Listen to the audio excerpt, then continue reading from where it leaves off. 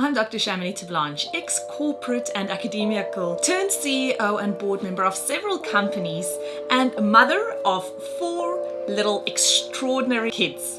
But it wasn't that long ago that I lacked the confidence, the know-how, and the time to focus on designing and really going after the life that I so wanted to live. A life of freedom, of fairness, and of being fair dinkum to who I really was and what I wanted to get out of this fleeting time that we have on Mother Earth. Fast forward to many lessons learned and moving halfway around the world to the most amazing country, you'll see the life that I now live. One that gives me more safety and freedom than I ever thought would be possible, and that really only existed as a daydream while I was living in South Africa. I created Chamonix TV to give you true spot advice on how you can also live a life in this amazing country, and so that you can see how another couple like us now live in Australia with 4 little kids hearing down under. And I'll be providing you with step-by-step strategies so that you can make your Aussie dream a reality too. If you're a keen future Aussie who's looking to create a life that excites you and offers you safety, freedom, and opportunity, you have come to the right place, my friend. Welcome aboard.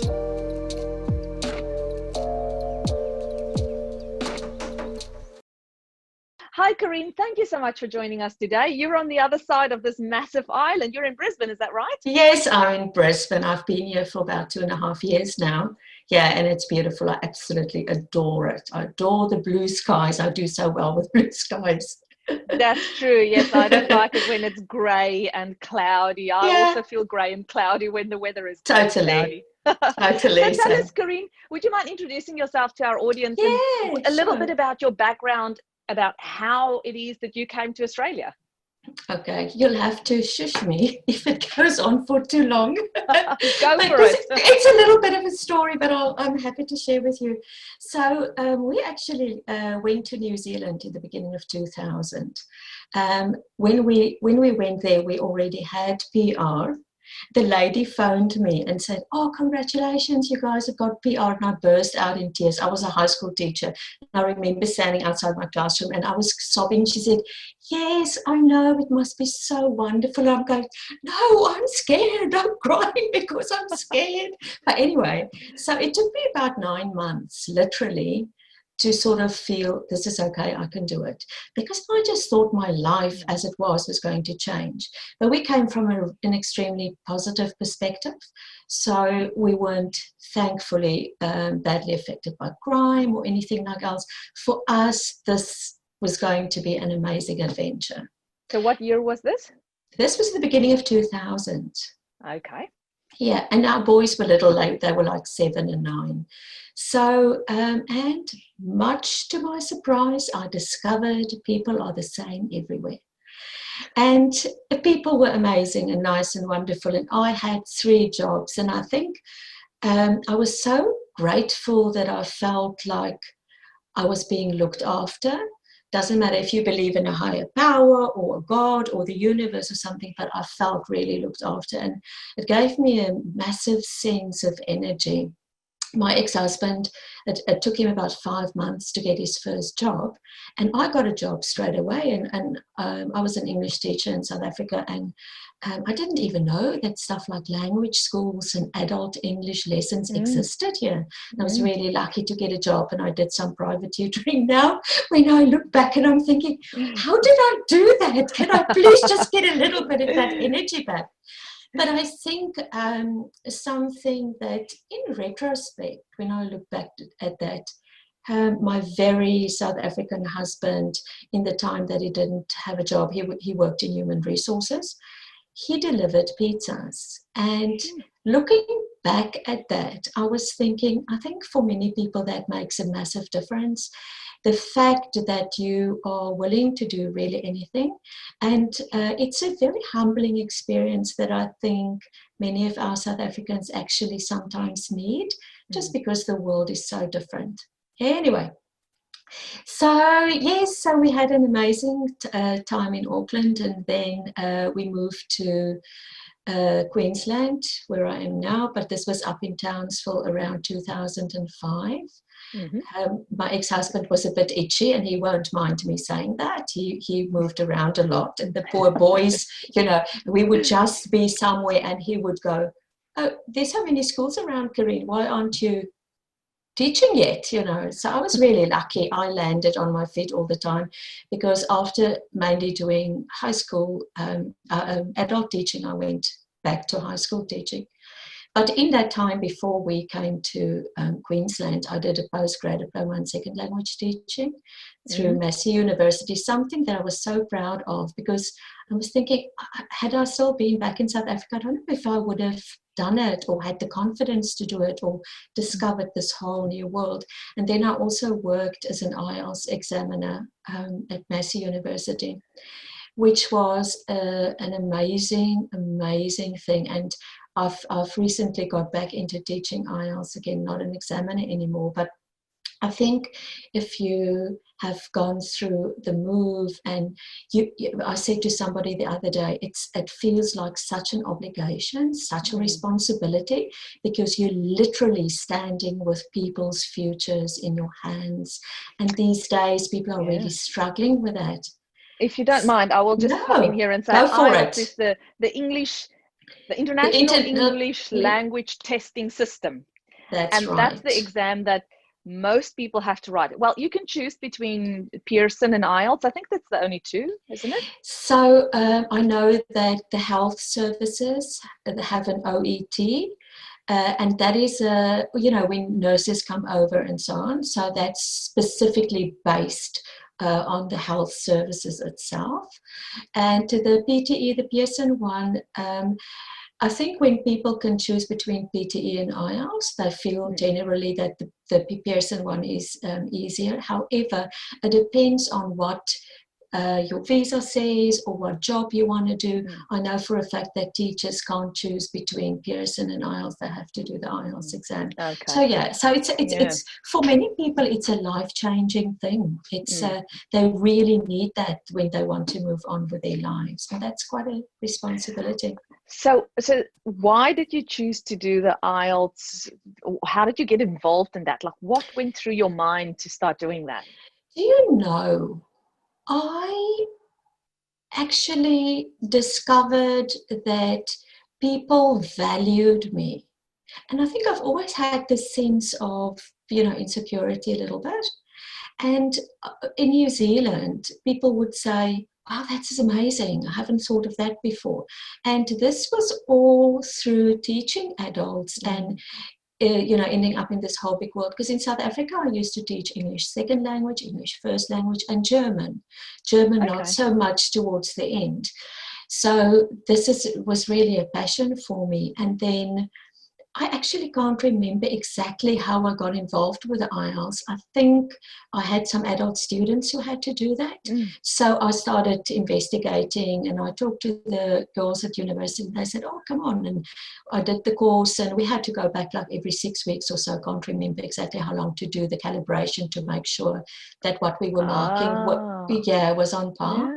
So I had a lot of respect for it. It's good to hear that there's calibration happening, because I'm sure that there's a lot of people watching this going, we don't have our trust in the system necessarily, because so many South Africans, and sorry, we'll get back to your story now. No. I think this is very important. But there's so many South Africans saying to us, I wrote the test the first time I failed. I wrote it the second time I failed. But I'm an English speaker. I'm native English speaker, and I keep on failing.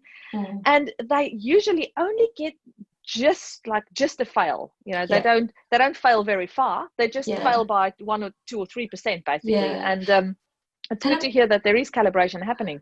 And also, I'm so glad that you're actually asking the question, because so many people have asked me this question: has it got more difficult, or is it a money-making business or whatever? And I honestly don't believe that it is a money-making business. For people who are still in South Africa and they have to sit this exam because of the exchange rate, it's just so expensive. We know that.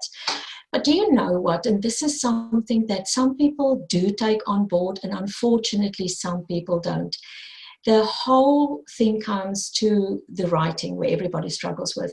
And the whole writing thing is a recipe. The fact that you're an English speaker and you speak English really well or almost native-like or whatever is not going to help you there. It's like a recipe. They're looking for specific information in the introduction. They look for specific information in the body paragraphs and in the conclusion. And on top of that, they're looking for specific kinds of language, like specific kinds of sentences.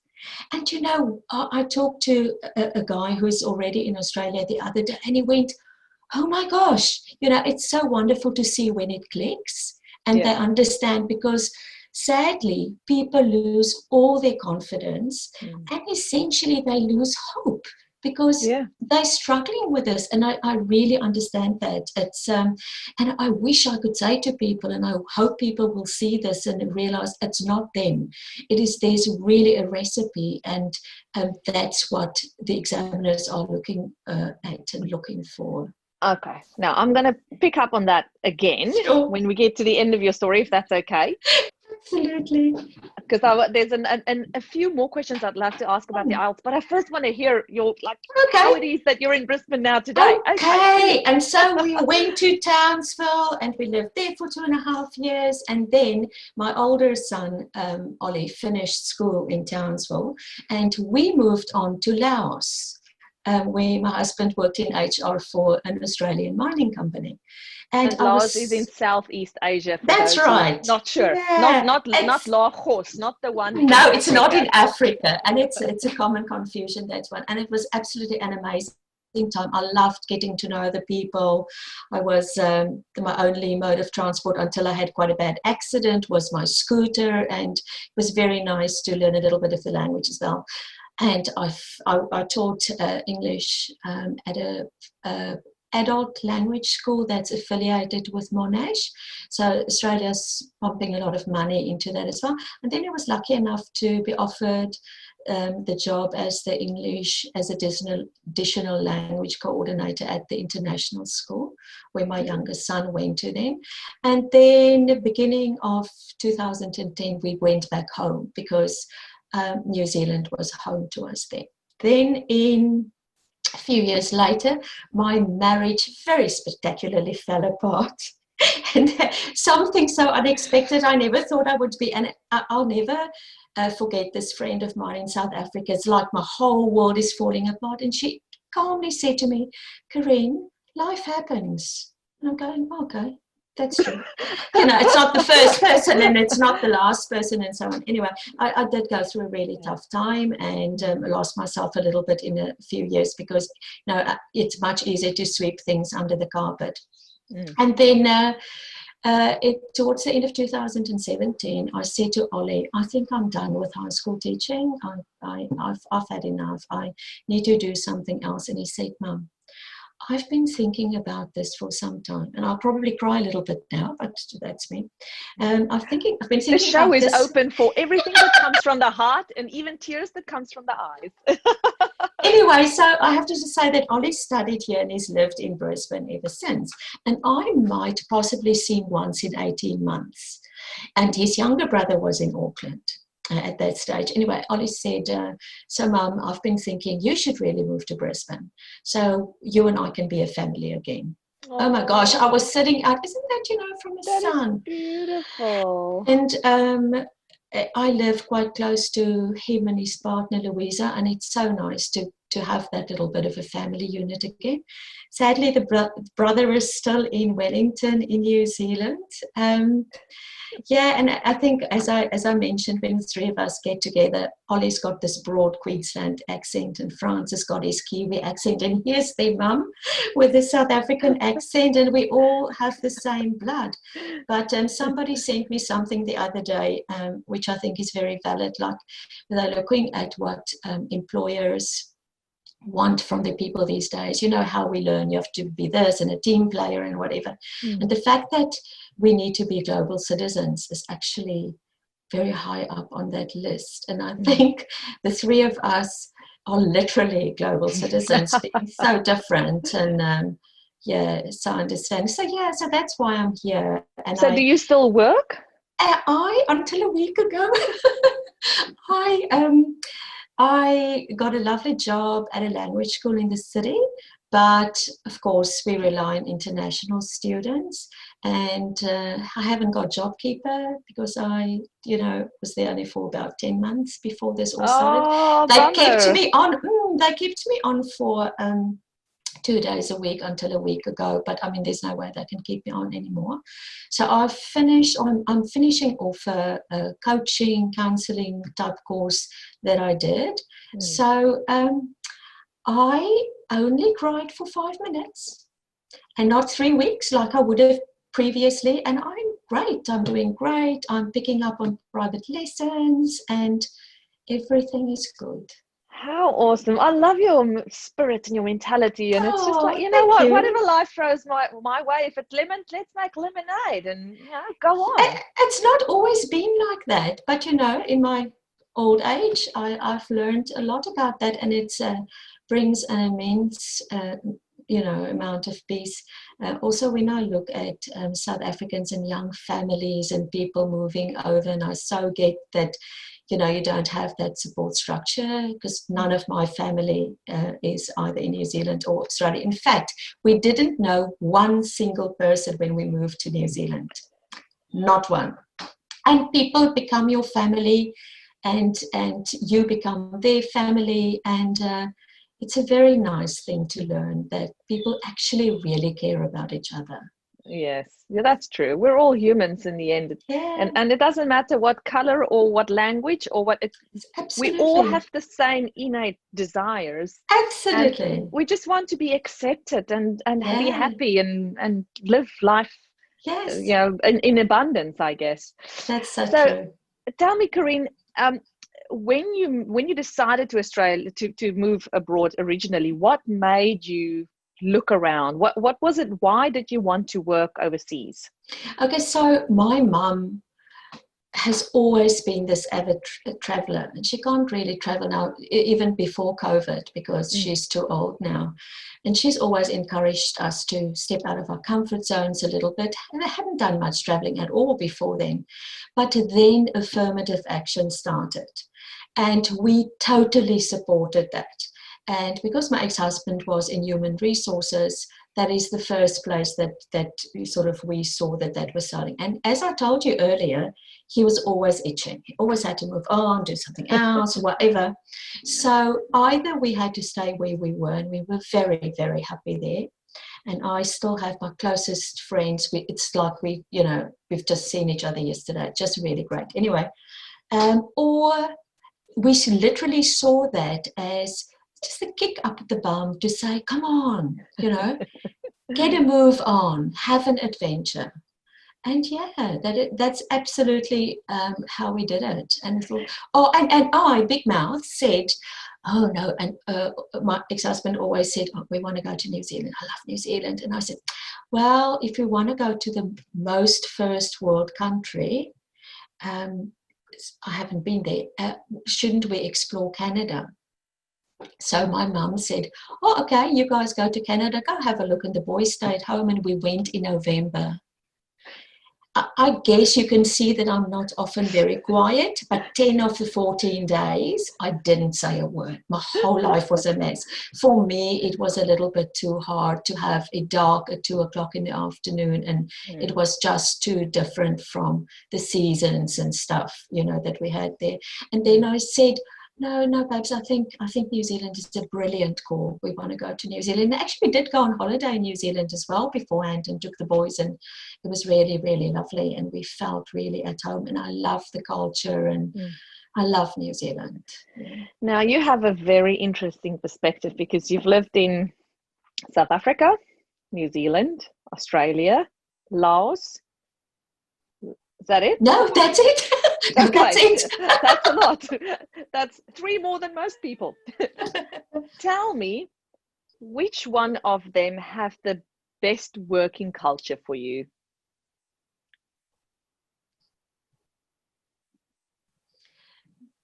All of them. I honestly, and I think my perspective is maybe a little bit different. All of them. It's not. I look at what I'm learning from people. And in my jobs, because I worked in all of these countries and I was able to contribute, I know that, but I have learned so much from the people. And the current company that I've worked at they are amazing people. They are so human. They're an international company. They're wonderful. The school that I worked at in Townsville, everybody was so hardworking. Back in New Zealand, everything. I honestly, from my heart, cannot say that I think one of these countries or cultures have a better work ethic. I can't. That's very good to hear. Yes. And it's, as you say, you should see what's in it for you. Like, how can you find the positives, really? That's the mindset that you need to have. Okay, so you've lived in all four of them, you've worked in all four of them, you've made friends in all four of them. Yeah. I assume. Yes. How was settling in and making friends in each of those countries different, or did you take the same approach when you moved to all of them? Do you know? I have no clue what approach I took. I think I like people. I like being around people, and maybe I'm drawn to people's energy, and I think maybe they're drawn to my energy. And yeah, I have made some absolutely amazing friends, and some of them were South Africans that I'm still extremely close with, that I didn't know before we moved anywhere. My first ever friend in New Zealand and she's a Kiwi, we're still so close. I mean, I think it's easier when you have a job. I think for women who don't have a job, it might be quite tough. And I think people tend to isolate themselves a little bit. I never did that. Look, I was too happy to be in New Zealand. If somebody called my name and they wanted to be my friend, I'm like, go for it. Here I am. Let's go have coffee, Yeah, I'm being over dramatic, but that's actually really the thing. Like, once you mix over cultures and it's the same kind of person you would have been friends with, doesn't matter where they are from. And I think if you are willing to open up and learn and contribute, then you can be friends with anybody from any single culture. And I think to me that's beautiful, because I really love getting to know people. And you know what? If you brush away the culture, if you brush away everything else, we are, as you said before, all the same. We all have the same human needs and desires. And we tend to think maybe we are the people who need somebody or something, but the other person does too. So doing one good thing, having one friendly smile, saying hello can genuinely actually change a person's whole day, and we don't even know that we're doing it. I think a big thing for me is living in gratitude. I honestly believe that, you can try to be grateful and irritated at the same time. It's impossible. Impossible. So there's lots of things we can teach each other. And, that thing of lifting each other up, it's so easy for all these keyboard warriors to shoot people down and, say horrible things. Why? Just give a little bit of love. So, I don't know. I went a bit on and on to answer that. No, I agree with you. Yeah. You need to put yourself out there and tell people, basically, I am here now. I'm the newbie on the block. Will you be my friend? Essentially. Yes, absolutely. You don't have to say it in those words, but reach out. Would you like to go for a coffee? Hi, can I invite you over and make you some South African treats, if that's what you're after? Whichever way that you can find connections, offer your help to those people, even though you're the new person on the block. But by reaching out and saying, how can I help you? If there's anything that you can contribute, people will be so taken aback in the fact that you're the one that should actually be receiving the help. But you're saying, I'm here. What is it that I can do for you? Absolutely. And that just builds bridges. Another thing I wanted to hear from you, Carine, is when last did you go back to South Africa? I went back to South Africa the end of 2017. Okay. So I sold my little house in New Zealand, went back for a few months, more to spend the time with my mum as well. And then I came over here in March of 2018. And do you feel like you're a South African, a Kiwi? What nationality do you think you are? Do you know, I ask my sons that quite often. You know, first I started with, do you dream in Afrikaans or do you dream in English, you know? So the younger one can't speak Afrikaans anymore. He says that the words I use, he just can't get that. But the other one and I still do. But I will always be a South African. I love South Africa. I want things to be good in South Africa. But I also proudly say that I'm an adopted Kiwi. And I love singing all these anthems. So I'm truly a citizen of the world because I don't think the Laos anthem is singable. But, you know, I can sing all these other anthems and I love them. You know, it's absolutely amazing. And I feel like I'm an adopted Kiwi and I feel like I will always feel extremely grateful for them taking me. They didn't need to do that. I've worked hard, I've paid my taxes and whatever, but honestly, these countries don't owe us anything.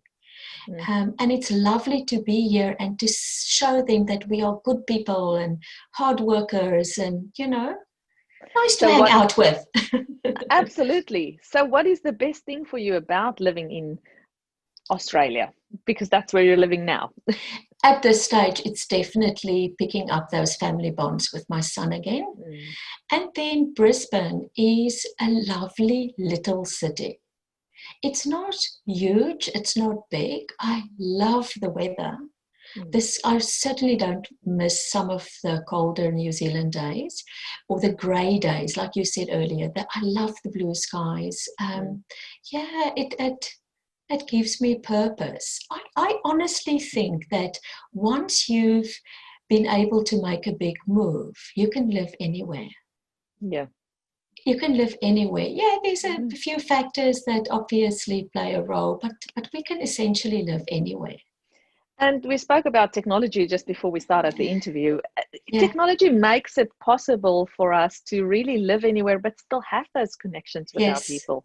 No, definitely. It's just so incredible that we're able, as you, and speaking about gratitude, that we're able to live in this era where we have all of this available to us. We can be global citizens and be anywhere. Absolutely. Or you can just stay in your house and not go out if you're scared of coronavirus and just stay in there and still be in touch with everybody because of technology. It's just so incredible. No, it's a very blessed time. It is, absolutely. Now, if you don't mind, let's go back to the Ielts talk just for a little bit. Yeah, no problem. Because I think our viewers would be very interested in hearing more of it. What was the most common mistake that you saw people make in the Ielts exams? Did you, and you had all nationalities? Yes. That it's not. Yeah. Okay. And also until, you know, when I still had a job, I taught that at the language school that I worked at as well. And so I have recent experience of what people do. I think if you're thinking of higher level English speakers who are quite good at English and they want us to do the exam, the biggest mistake is not getting the structure right. Because there are different, there are different rules for different kinds of essays, and people will know when they study IELTS, there's so many different kinds of essays. But essentially things like, if I have to be specific, you know, some of the little recipes or little rules say that in the introduction, you cannot repeat the question the way they write it, you have to paraphrase it. And how do you paraphrase? So just learning and opening yourself up to that, because people write amazing essays, but they won't score a 7 for it because it's not according to the structure that is needed. So there's a very specific recipe. And where do you get that recipe? So it's available online. So what I can advise people to do is, and it's not because they're based in Melbourne, but these guys are really good and it will benefit people who do Pearson as well. And I try to comment on that when people ask as well. E2 language, and the guy's name is Jay and the lady is called Alex, and they've got so much information. They will take on YouTube for free. They will take students step by step through some of the structures of the specific essays so people can see. So that's the other thing. It's really hard work. It's hard work to focus on exactly what it is that they will do. So those guys are really good. There's another lady that does really good work on it. And I think now that I have more time, I should get a little page up and running, and because I'd really like to share this with people. You know, I've shared it with a few people and just help them because I realize how this goes. I can imagine that we would have lots of viewers wanting to be able to even potentially have one-on-one tutoring with you, if that would be a possibility. So that's something that you and I can talk about afterwards. Yeah, sure. But yes, just understanding the fact that it's not a by chance thing whether you pass or not. There is actual things that need to be followed and things that you look for, and it's not just a subjective thing whether you think, oh, this is a sweet little essay, or you like the topic that the person wrote about. No, you're looking for specific things that you mark them on. Okay, so you've spoken about the most common thing. How many times do you see people write the exam over and over? Do you think that it's directly related to how hard they study the structure and then they pass, or which you think? Or I think it's not in terms of studying hard. I know many people who study hard and then don't get it right. It's about studying right. It's about doing the right prep, I think. And I keep saying to people, please don't book a test so soon again. You know, I can have a look at your writing and I will tell you sort of where you are off. And some people believe that the fact that they can write a really excellent essay will give them the score they need. But it's got to be excellent in terms of the requirements of the IELTS. Something that will be good for people, and I think everybody knows that, is you get descriptors. There's free public descriptors available for both speaking and writing. And they are divided into categories, for example, vocabulary and grammar and a lexical range and stuff like that, which you can see. If you didn't have a complex sentence or you only had one, this is the score you're going to get for that part. So people understand it better. Nobody is trying to push you down, not give you the scores that you need. It's just there's a recipe. It's like, you know, a doctor doing an operation, there's a recipe for the way he's got to do it. Sounds very simplistic, but this is, I think, the crux of the matter. Yes. So, yeah. What's the most number of times you've seen somebody fail a test? I never see it, but I hear from people, and I think about 4 would be, Wow. And I think the thing that really troubles me more about them failing this test is you put yourself out there for failure time and time again. You do the same thing you did before, and you don't know why you're failing again.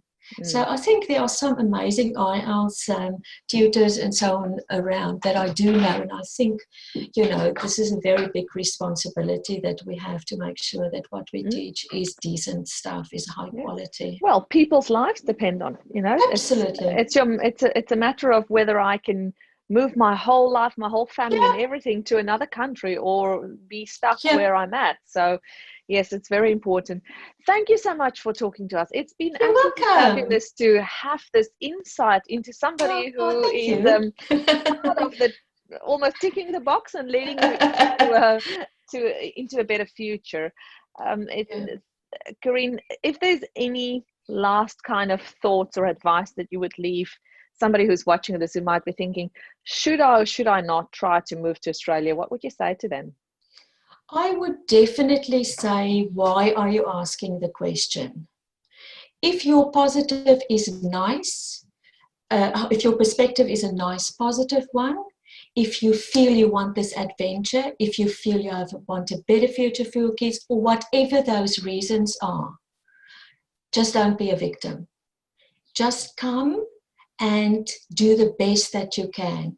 And of course, this is a wonderful place to live. Why wouldn't you do that? So I would say that my biggest thing would be is to try and do it from a very positive perspective, because everything is much easier when you can be positive about it.